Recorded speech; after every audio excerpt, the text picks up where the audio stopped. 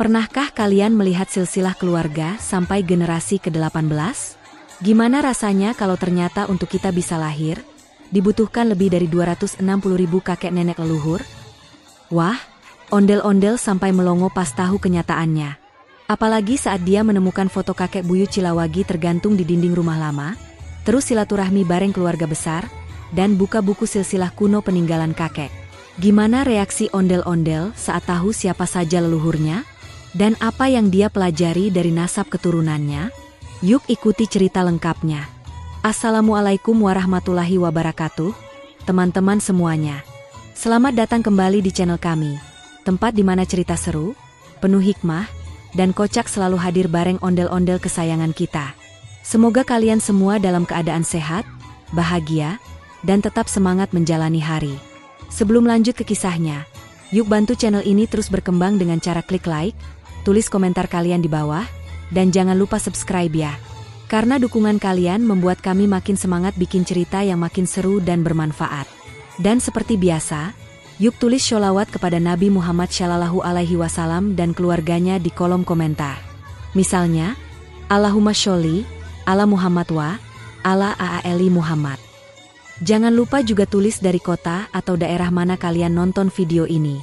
Biar kita tahu, keluarga penonton cerita ondel-ondel ini dari mana aja nih, biar makin akrab dan penuh berkah silaturahminya.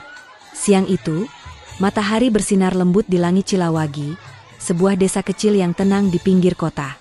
Angin semilir menyapa dedaunan pohon rambutan di halaman depan sebuah rumah tua bergaya kolonial, yang berdiri kokoh dengan tiang-tiang kayu jati dan jendela besar berdaun ganda. Rumah itu bukan sembarang rumah.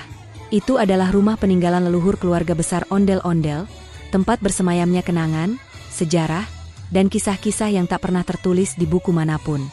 Dan disinilah cerita dimulai. Ondel-ondel kecil, yang biasanya sibuk bermain di taman kota, hari itu datang bersama keluarganya untuk berkunjung ke rumah tua itu dalam rangka acara kumpul keluarga besar. Hari itu terasa istimewa, bukan hanya karena banyak anggota keluarga yang datang dari luar kota, tapi juga karena ondel-ondel merasa ada sesuatu yang membuat jantungnya berdegup lebih cepat. Sejak memasuki rumah itu, ia merasa ada getaran berbeda di dadanya, seperti bisikan masa lalu yang menunggu untuk ditemukan. Begitu masuk ke ruang tamu, ondel-ondel langsung disambut aroma khas rumah lama, campuran wangi kayu, debu halus, dan jejak dupa yang mungkin dulu sering dinyalakan oleh para sesepuh. Dinding rumah itu dipenuhi bingkai-bingkai foto berwarna hitam putih. Sebagian sudah memudar warnanya, sebagian lagi terlihat baru diganti kacanya agar tidak pecah dimakan usia. Bingkai-bingkai itu menyimpan wajah-wajah asing bagi ondel-ondel, tapi sekaligus terasa akrab, entah kenapa.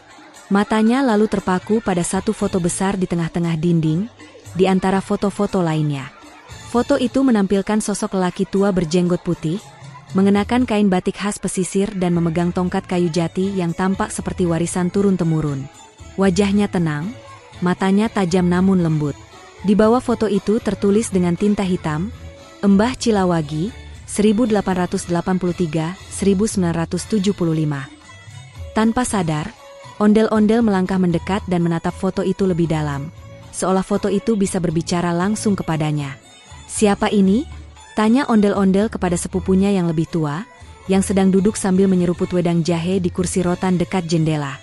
Itu kakek buyut kita, Mbah Cilawagi, jawab sang sepupu sambil tersenyum. Dulu dia yang pertama kali membangun rumah ini. Katanya sih, dia dulunya seorang petani yang kemudian jadi sesepuh kampung. Orangnya sangat bijaksana. Banyak warga desa yang datang minta petuah ke beliau. Mbah Cilawagi, bisik ondel-ondel pelan, matanya masih menatap wajah tua di foto itu. Entah kenapa, ia merasa foto itu sedang tersenyum kepadanya.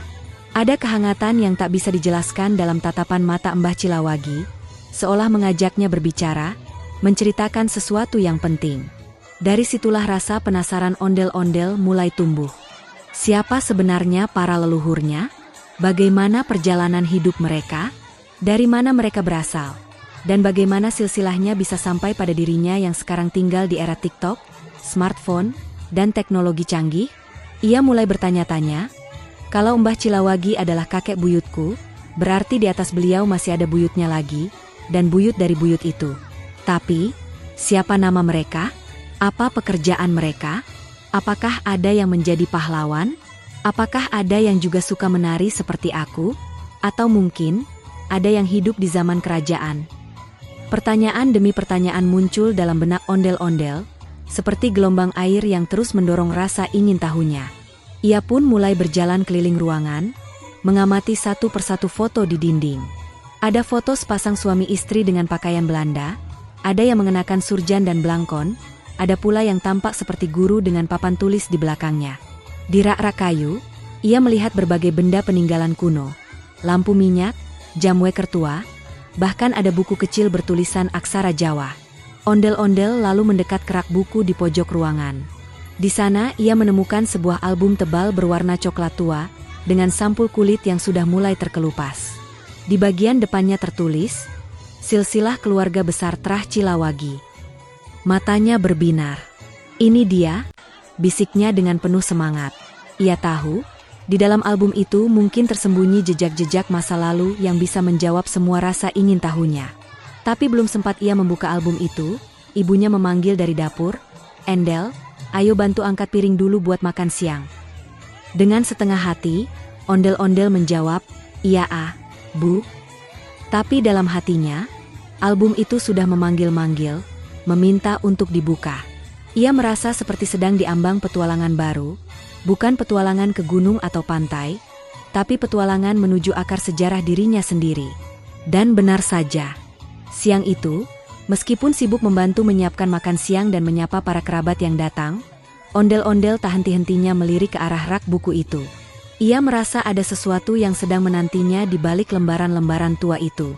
Mungkin bukan hanya nama-nama, tapi juga kisah perjuangan, cinta, harapan, dan doa dari mereka yang telah pergi jauh sebelum ia lahir ke dunia.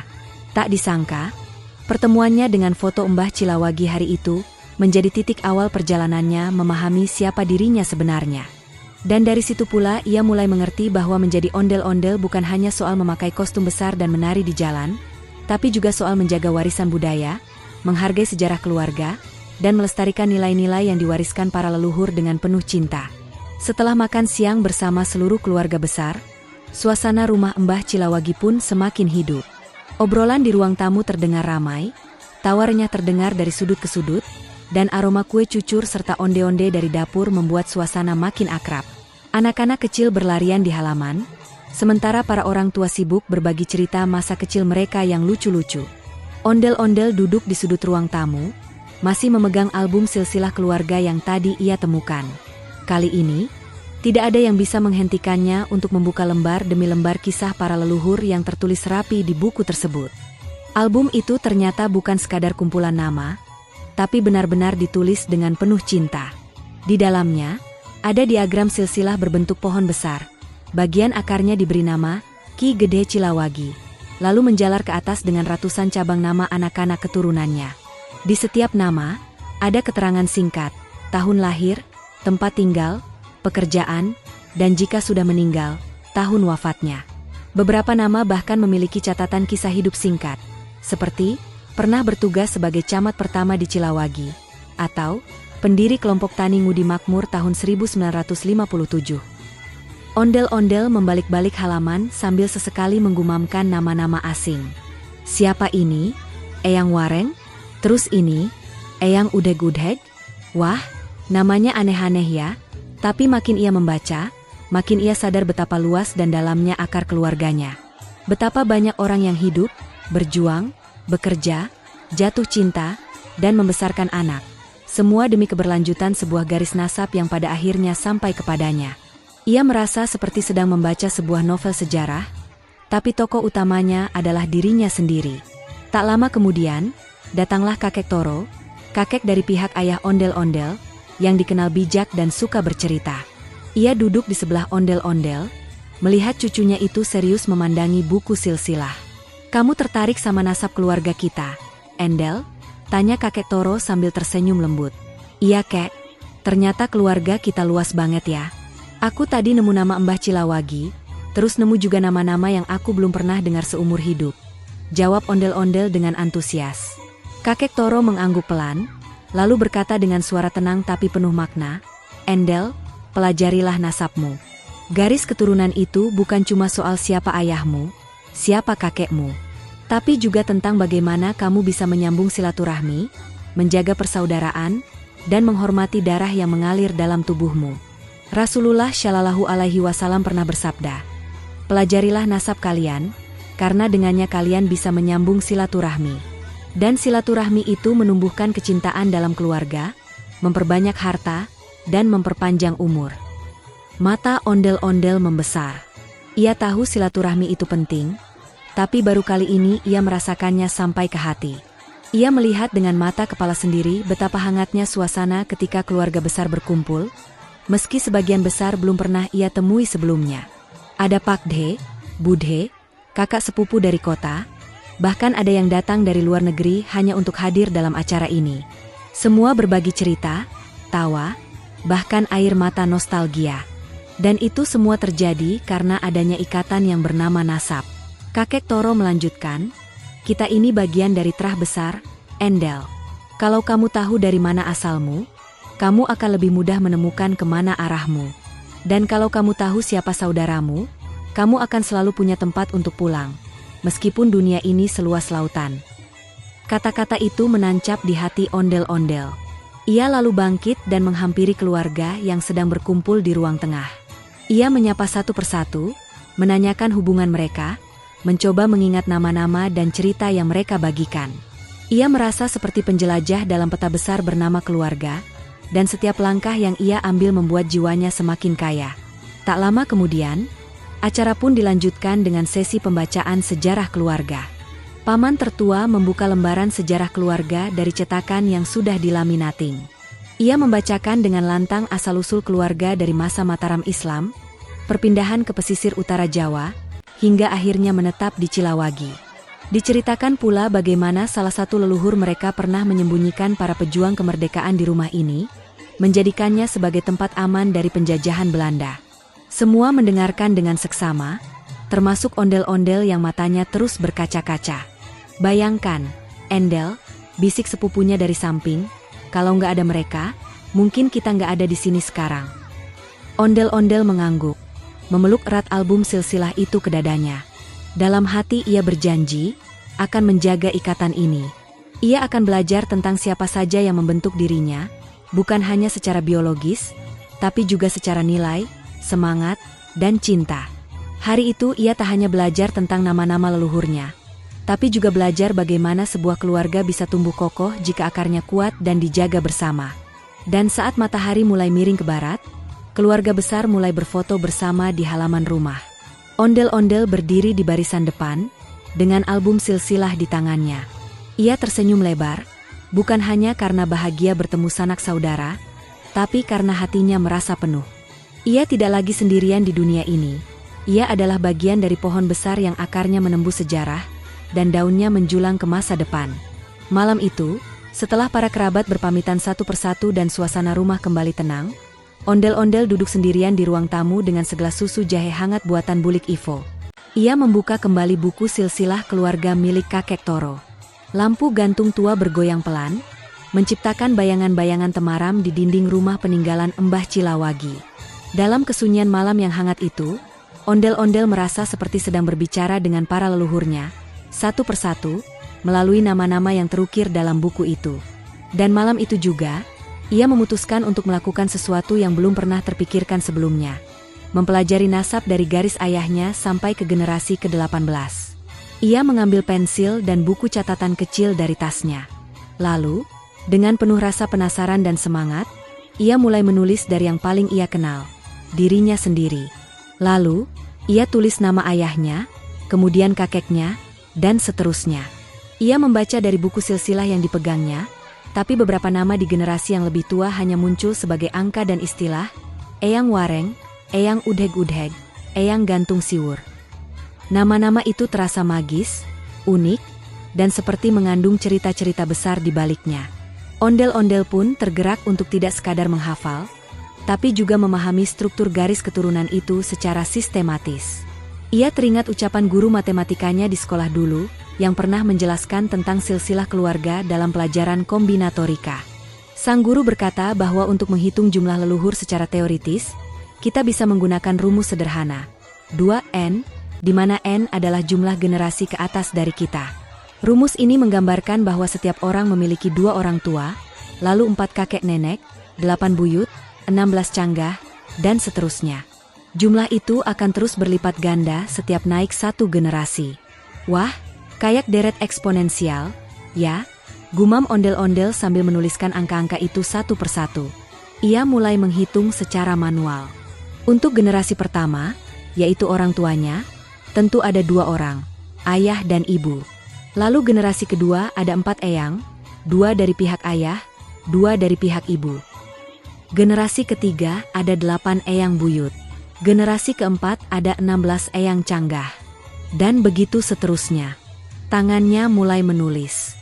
2 orang tua, 4 eyang, 8 eyang buyut, 16 eyang canggah, 32 eyang wareng, 64 eyang udheg-udheg, 128 eyang gantung siwur, 256 eyang gropak sente, 512 eyang debok bosok, 1024 eyang galih asem, 2048 eyang gropak waton, 4096 eyang cendheng, 8192 eyang gieng, 16384 eyang cumpleng, 32768 eyang ampleng, 65536 eyang menyaman, 131.072 eyang menyamenya, 262.144 eyang terah tumerah. Jumlah yang luar biasa banyak. Di generasi ke-18 saja, secara teori, ada 262.144 leluhur yang harusnya menjadi bagian dari rantai nasab dirinya. Ondel-ondel melongo melihat kertasnya sendiri. Tangannya bahkan sampai gemetar melihat angka-angka yang makin besar itu. Ia sama sekali tidak menyangka bahwa keberadaan dirinya saat ini adalah hasil dari jutaan percabangan takdir dan pertemuan dari manusia-manusia yang pernah hidup ratusan, bahkan ribuan tahun sebelum ia lahir.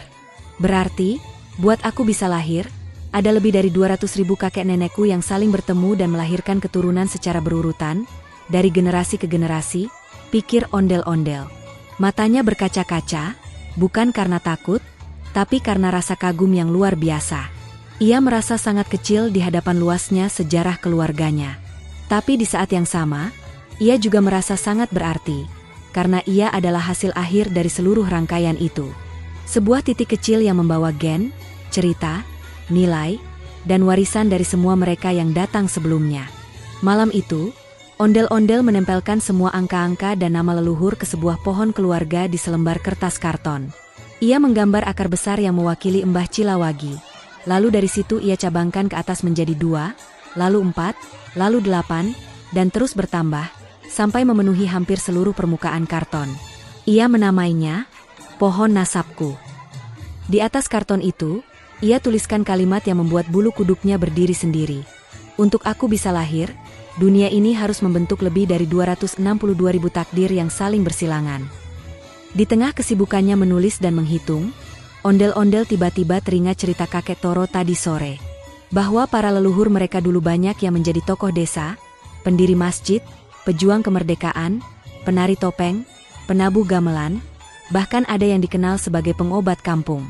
Semua itu menjadi potongan-potongan mozaik dalam jati diri ondel-ondel hari ini. Ia sadar, mengenal nasab itu bukan hanya soal nama dan jumlah, tapi juga mengenal semangat hidup, nilai, dan jejak yang telah ditinggalkan. Ia juga mulai berpikir, bagaimana jika dari 262.144 leluhur itu, ada satu saja yang tidak bertemu jodohnya? Atau satu yang memilih jalan hidup berbeda? Atau satu yang wafat lebih awal? Mungkinkah ia tidak akan lahir di dunia ini? Betapa kompleksnya garis kehidupan ini. Dan betapa berharganya hidup yang sedang ia jalani saat ini. Jam sudah menunjukkan pukul 1.15 dini hari. Tapi ondel-ondel belum juga mengantuk.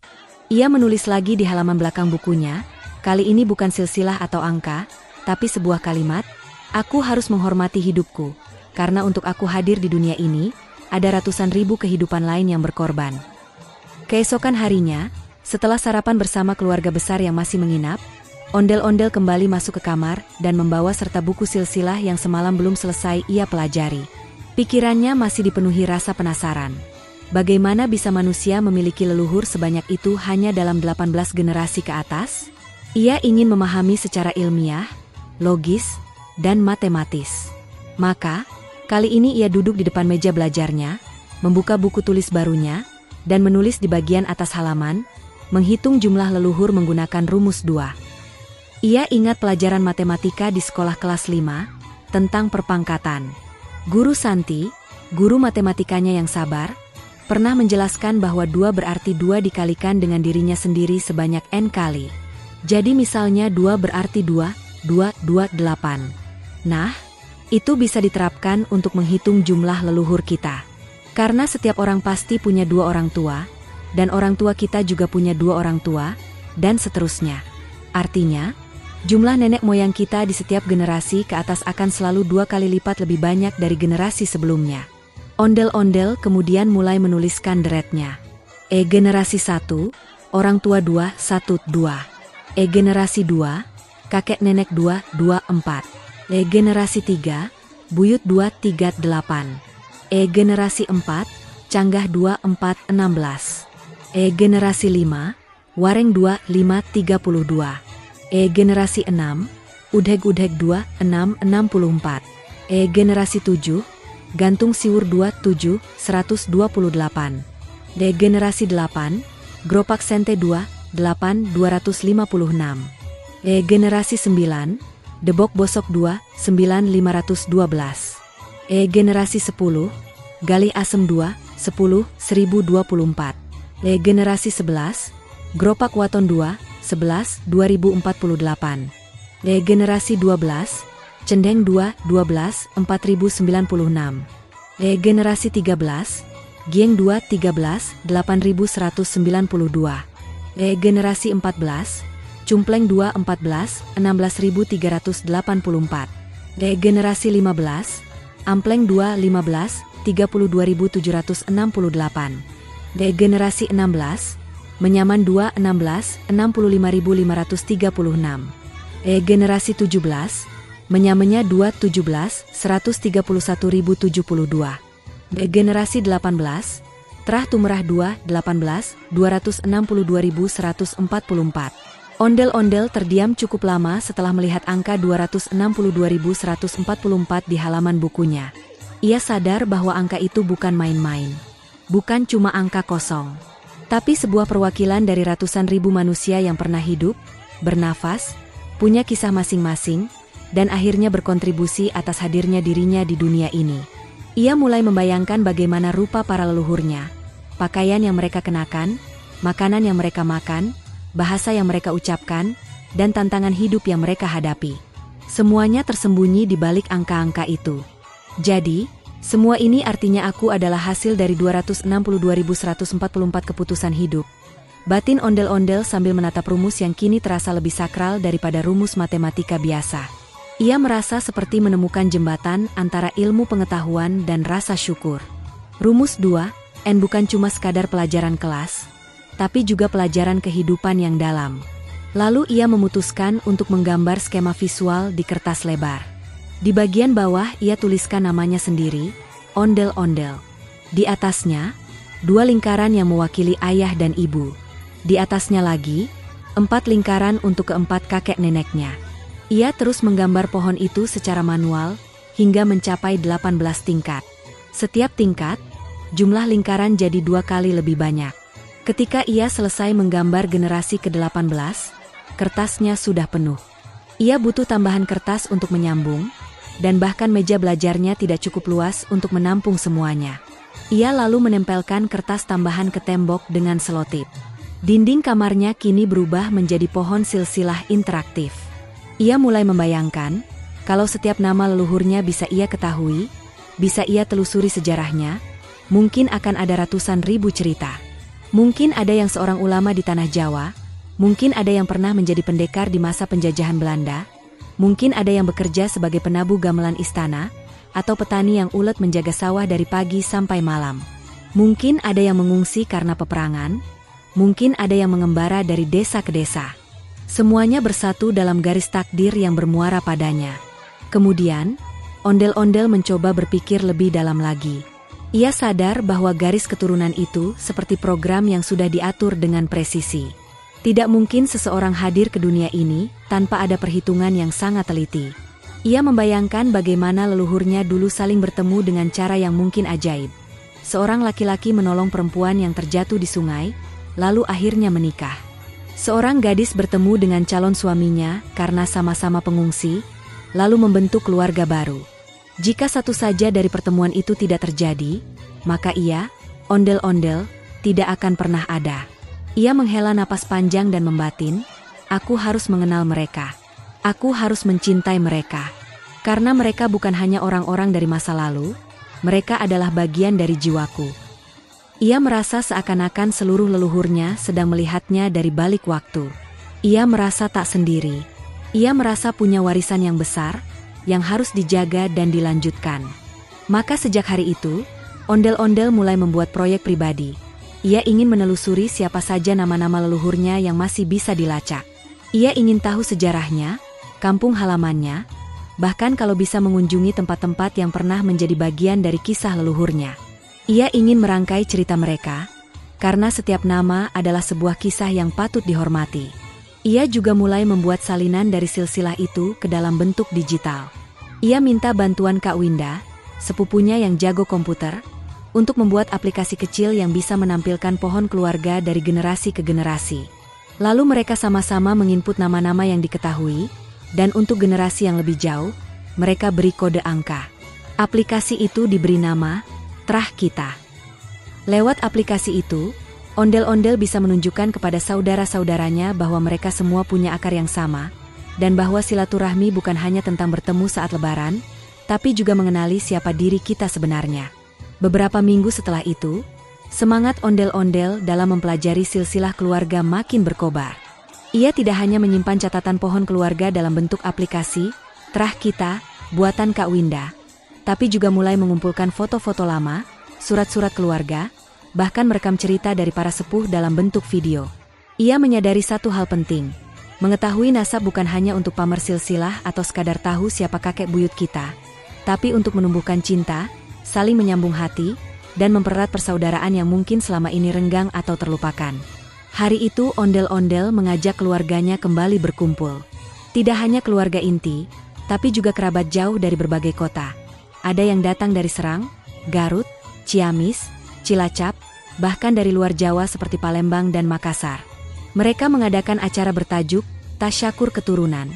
Sebuah pertemuan untuk bersyukur atas karunia Allah yang telah menjadikan mereka bagian dari satu rumpun darah, satu trah.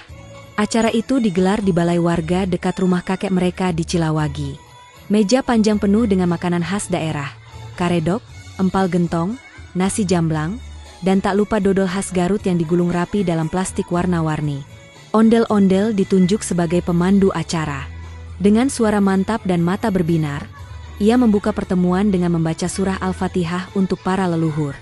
Lalu ia menyampaikan hasil belajarnya selama ini, tentang bagaimana nasab itu adalah bagian dari jati diri, dan betapa Rasulullah Shallallahu Alaihi Wasallam menganjurkan umatnya untuk mempelajari garis keturunan agar bisa menyambung silaturahmi. Ia mengutip sabda Nabi Muhammad Shallallahu Alaihi Wasallam, pelajarilah nasab kalian agar kalian bisa menyambung silaturahmi. Karena sesungguhnya silaturahmi itu menumbuhkan cinta di antara keluarga, memperbanyak harta, dan memperpanjang umur. Ahmad. Di hadapan ratusan anggota keluarga yang berkumpul, ondel-ondel membuka tabir dari buku silsilah kuno milik kakek buyut Cilawagi. Ia menunjuk nama-nama yang kini ia pahami sebagai bagian dari dirinya. Ia lalu menunjukkan pohon keturunan 18 generasi ke atas dalam bentuk skema digital yang ditayangkan lewat proyektor. Semua yang hadir terdiam. Beberapa menitikkan air mata. Ada yang saling menepuk pundak, saling menggenggam tangan, bahkan ada yang langsung berdiri dan menghampiri saudara jauhnya, hanya untuk berkata, "Kita ini ternyata sepupu ya? Astagfirullah, maaf kita jarang komunikasi." Dari situ suasana berubah menjadi haru. Seperti ada jembatan tak kasat mata yang kembali menyambungkan hati yang sebelumnya tercerai. Ada tante-tante yang sudah lama tidak bicara kini tertawa bersama. Ada om-om yang dulu sempat berselisih karena warisan, kini saling meminta maaf. Semua karena ondel-ondel membuka pintu dengan silsilah dan rasa hormat kepada leluhur. Ia menyadari bahwa dalam setiap keluarga, akan ada satu orang yang dipilih Allah untuk menjadi penyambung, perangkai, penaut hati, dan mungkin, di keluarganya, dialah orangnya. Ondel-ondel juga menceritakan bagaimana menghitung jumlah leluhur lewat rumus 2 membuatnya sadar. Manusia adalah hasil dari ribuan takdir yang bertemu dalam satu titik. Dari 262.144 orang di generasi ke-18, ada ratusan ribu jalan hidup yang akhirnya bermuara padanya. Maka, siapa ia sekarang adalah hasil dari cinta, perjuangan, air mata, dan doa dari begitu banyak manusia yang namanya mungkin telah hilang dari catatan sejarah, tapi tidak dari kehendak Allah.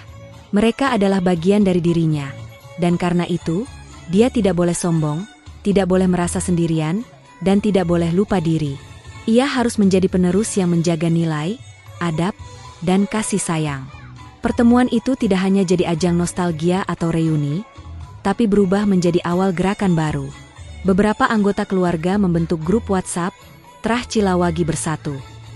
Setiap minggu, ada yang mengirim foto lama, ada yang mengisahkan tokoh-tokoh penting dari keluarga, bahkan ada yang membentuk pengajian keluarga secara daring. Ondel-ondel membuat kanal YouTube sederhana berisi dokumentasi cerita keluarga dan catatan sejarah para leluhur. Ia ingin agar generasi setelahnya, anak-anak dan cucu dari sepupunya nanti, tidak kehilangan jati diri. Mereka harus tahu bahwa mereka berasal dari akar yang kokoh. Sejak saat itu pula, silaturahmi dalam keluarganya menjadi lebih hidup. Setiap Idul Fitri dan Idul Adha, rumah-rumah keluarga menjadi lebih ramai.